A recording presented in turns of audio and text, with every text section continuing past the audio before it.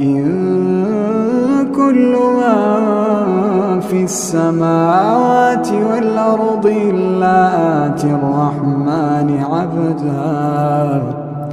لقد أحصاهم وعدهم عدا وكلهم آتيه يوم القيامة فردا إن الذين آمنوا وعملوا الصالحات سيجعل لهم الرحمن ودا فإنما يسرناه بلسانك لتبشر به المتقين وتنذر به قوما لدا وكم أهلكنا قبلهم من قرن هل تحس منهم من أحد